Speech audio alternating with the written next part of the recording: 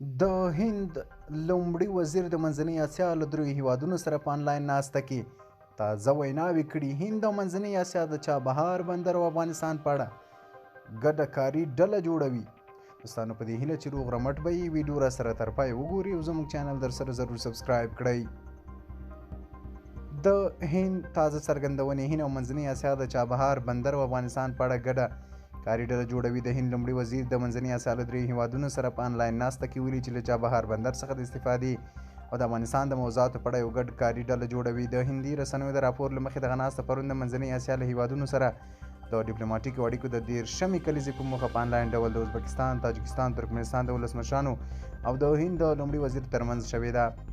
ناسته کې د هند لومړي وزیر نریندرا مودي وویل موږ ټول د سیمې د امنیت لپاره موخې او اندېښنې لرو.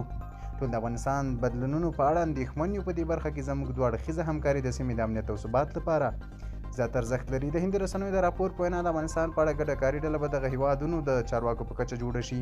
هندي رسنیو زیاته کړې په دې ناسته کې د افغانستان وضعیت په اړه تفصیلي خبرې وشوې او د ملګرو ملتونو سازمان امنیت شورا د 2015 پرېکړه لیک پر اهمیت ټینګار وشو چې په 2021 کال کې به تصویب شوی دی. د هند لومړي وزیر ویلي چې شمال سویل د نړیوال ترانسپورټ په کوریډ کې د چابهار بندر د شاملولو لپاره پروګرامونه لري چې ممبئی له مسکو سره ونښلوي. چابهار بندر د هند او منځنۍ اسیا ترمنځ د سوداګریزو اسانتیاوو لپاره د هند د بهرني سیاست مهمه برخه بلل کیږي.